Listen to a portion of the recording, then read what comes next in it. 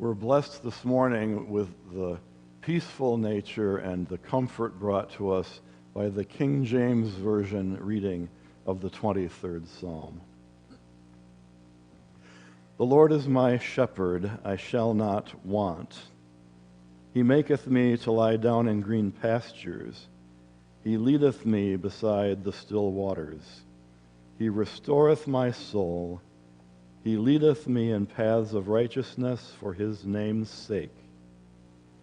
Yea, though I walk through the valley of the shadow of death, I will fear no evil, for thou art with me. Thy rod and thy staff, they comfort me. Thou preparest a table before me in the presence of mine enemies. Thou anointest my head with oil. My cup runneth over. Surely goodness and mercy shall follow me all the days of my life, and I will dwell in the house of the Lord forever. This is the word of God for the people of God. Thanks be to God. May is Mental Health Awareness Month, and as we come to the end of this month, I am ever more convinced how important it is for us to talk about our own mental health. In the past 2 weeks, our news headlines have been flooded with stories of disruptive violence in Milwaukee, Wisconsin, Buffalo, New York, and most recently, Uvalde, Texas. And that is just the cities that have been made the headlines in our corner of the world. We know that there are other cities making headlines in other places. I sometimes wonder if we promoted a culture of mental health within our nation, would these shootings come to an end? What if we knew deep in our bones that it is okay to ask for help? That it's okay to talk with a therapist, that it's okay to admit to our friends and family that we are having dark thoughts and that we do not want them. It is not okay to bully someone else, and yet it is okay to ask for emotional support when trying to deal with one. And I'm not just talking about our youth. There are plenty of bullies within our world at every age. I know that mental health is not the answer to everything. And no matter what services are available, mental health crises will continue to emerge because we live in a complex and emotional world. But I know that these headlines are not how God envisioned this world would be. And so we are trying to do what we can to promote love for God, love for neighbor, and love for ourselves by talking about mental health. We have talked about the unfortunate stigmas surrounding mental health. We have talked about stress and anxiety, about depression, about substance abuse. And any of these topics can be revisited on our Facebook, our YouTube channel, and on our website. Today, we turn our attention to living with grief and loss. And please know that there are resources. There's an entire table of resources that are available in the narthex. Please, please, please take them. Take them to read at your own leisure for your own mental health, or take them to give to friends that you might think would be beneficial of receiving them. Take anything on that table that would be helpful for you, because I'm going to give you a little bit of a secret here in our Midwestern nicety. If you take the last one, we can print more. Okay? So don't be afraid to take the last resource, because we'll just print more, and anyone who is looking for that can email me, can email the office, we can get them to you, and we have even more resources than what we even have out there. There is a plethora of resources that we'd like to give you. Memorial Day weekend seems like an appropriate time to talk about grief and loss. It's a national holiday for us to remember those who have lost their lives in the service of the country. And for years, we at Trinity have used this as an opportunity to name the grief that each of us experience for any loss within our lives. And we do this through the ritual of flowering the cross at the end of our service today. It is important to talk about our grief. It's important to name our grief, to acknowledge that when a loved one dies, grief is not about, quote, getting over it. Sometimes I think our culture pushes us to move on because grief makes us uncomfortable, and if we can just get past it, life will be good again. And in some cases, we even feel ashamed when that grief that we thought we have moved past comes back up in our lives. We sometimes think that we are embarrassed because we don't want to show that grief. We thought that we have moved on, and now we're bringing other people down. One article I was looking at suggested that for the rest of our lives, we may experience waves of grief. Sometimes brought on when we encounter a person, a place, or a thing that reminds us of a loved one. Sometimes we experience a recurrence in grief for reasons well beyond our understanding. A Grace Grief Support calls these waves of emotion grief spasms, which is an odd name, let's be real, but it's accurate as well. Spasms can occur within our body for what feels like any number of reasons and things that, let's be real, also confuse us. Why is that happening? Our grief can emerge that way as well. Throughout this series, we have been trying to offer definitions for the topics that we've been covering. So let me pause for a minute and offer a definition of grief. Grief is an emotional state that comes with an intense emotional response to a loss. Typically, we talk about grief when it comes to losing a loved one. But grief can also take place when we move, when we transition from one classroom that we really loved to another that we're uncertain of, or move from one job to another. Grief can happen when we lose something or someone that we know well, and grief can also happen with the possibility, when we lose the possibility of something or someone. Now, grief is slightly different than grieving. Grieving is not the emotional state. Grieving is a time period that we go through when we process the loss of something or someone we love. And that time period is different for everyone and for everything. As we go through grieving, we process our grief until we find balance in our life again. Whatever that balance might look like, and it'll most likely look like a different balance than before. After we move through the grieving process, we can still experience waves of grief throughout our lives, and that's normal. It's okay to have grief resurface. Both grief and grieving come with waves of intense emotions, and they can look different from person to person, but they often include some kind of mixture of denial, disbelief, confusion, shock, sadness, yearning, anger, humiliation, despair, and guilt. Now, I have to admit that when I read through this list, I realized that I am grieving right now. I am grieving the tragic shooting in Uvalde, and this isn't just a clever sermon plot to talk about this. I didn't realize how many emotions I was having as I looked through that list.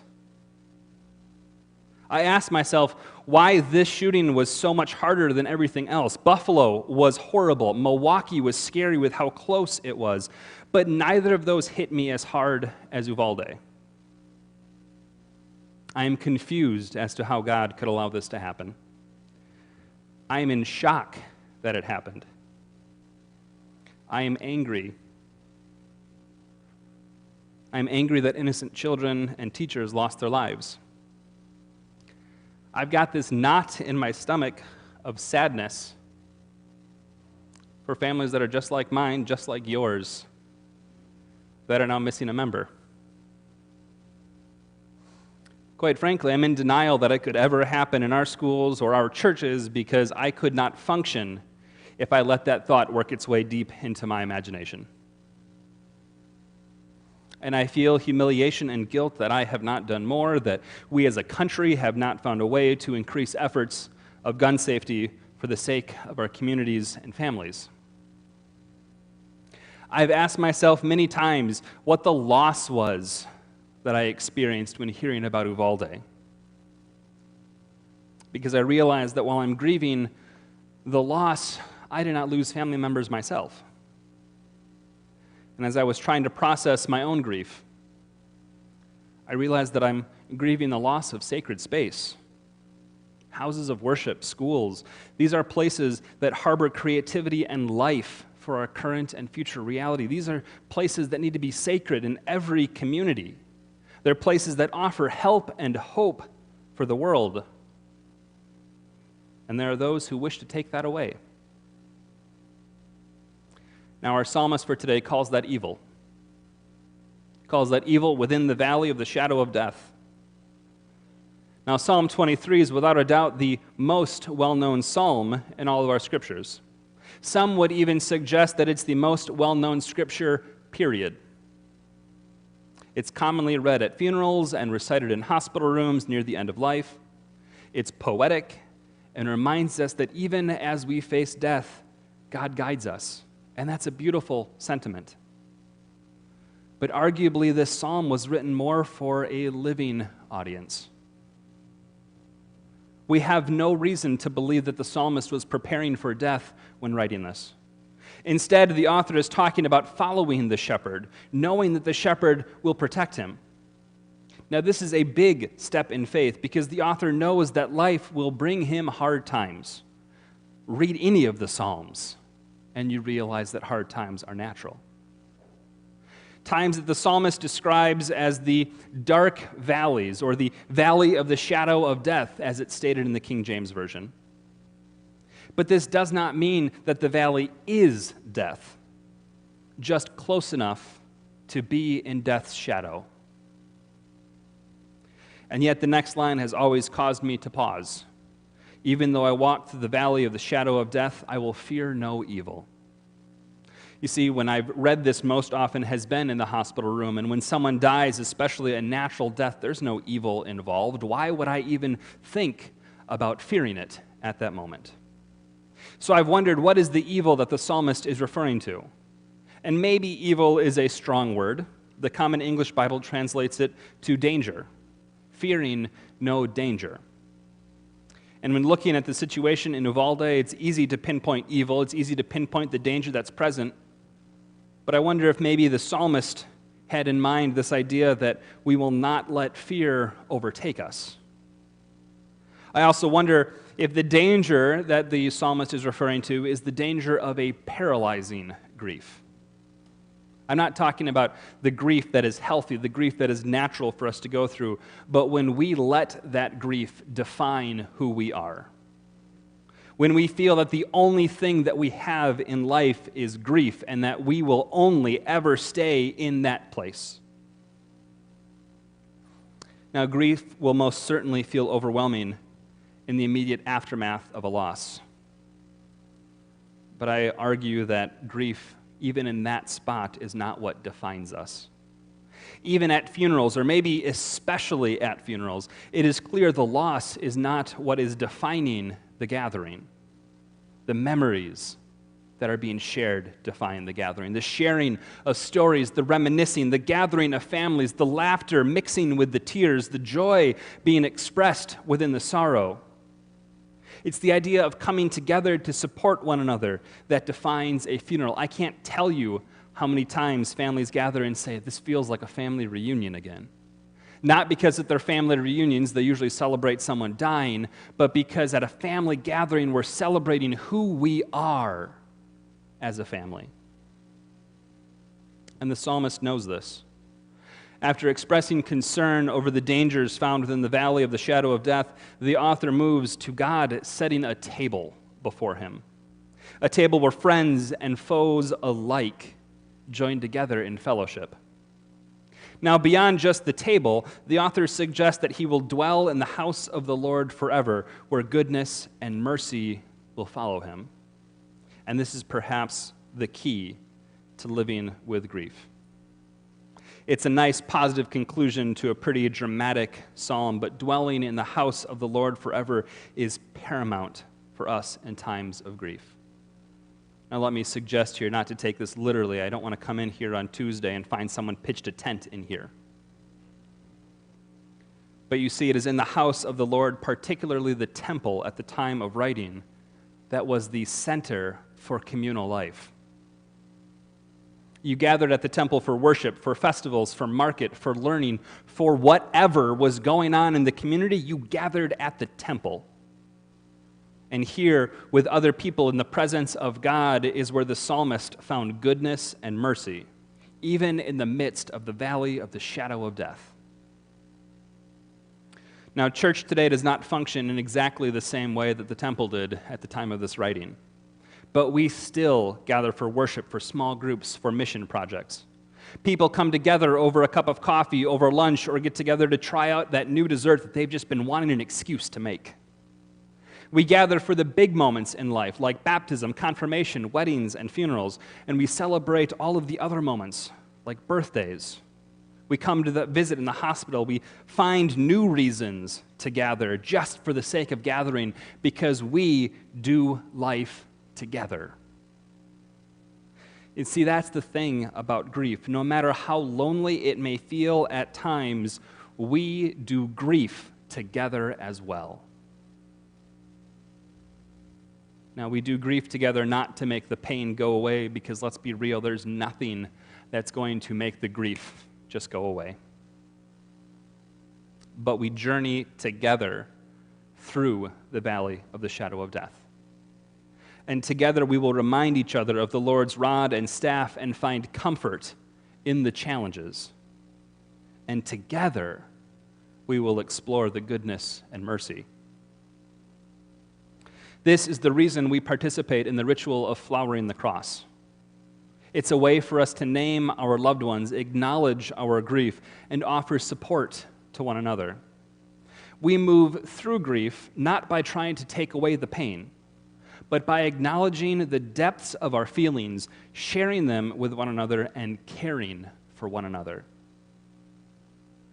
Now, if we're sitting with someone else in their grief, it's important to offer that empathetic ear. It's important to just be present, maybe more than anything else. And we can also offer practical help, like cooking meals, running errands, pet sitting, babysitting, whatever might help at that time. Now, in the wake of the shootings in Milwaukee, Buffalo, Uvalde, and others, we continue to be the church. We cannot take away the pain, but we can sit with one another in it. We cannot bring back the 19 children and 2 teachers who lost their lives. We cannot heal the families, especially if we are not directly connected with the families. But as we sit with one another in our grief, we can offer that practical help, like thinking of ways to improve gun safety. Maybe it's ensuring that every child in your family has taken a gun safety class if you own guns. Maybe it's talking with your state or federal representatives to ask about the gun safety measures they are considering. Maybe it's making sure that everyone in your family knows that it's okay to talk about their feelings, even if that's to a therapist, if you think that would be helpful. And let me tell you from a personal experience, it is helpful. Whatever the case, as a church, we are here to walk with one another through grief and offer our support. We are a country in pain. We are a community in pain. We are a church that is in pain. Pain from the violence, yes, but pain from our individual grief as well. And I am so thankful that we do not walk this valley alone, but with one another, being led by the Good Shepherd who watches over us.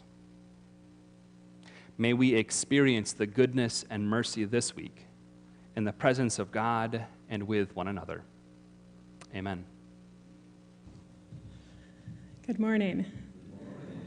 I'm Emily Johnson. I'm a dual licensed therapist at Dodge County, licensed in mental health and substance abuse. I just want to come up here and talk a little bit about grief and loss. Grief is extremely complicated.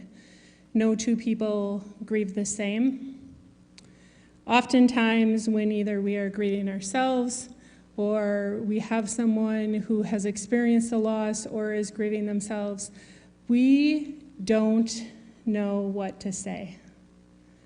Sometimes we even need to give ourselves permission that it's okay that we don't have the correct words. Sometimes even as a therapist, I may not have the correct words to share with people, and that can be really discouraging sometimes when we are either processing our own grief and loss or helping somebody process their grief and loss. This is a process.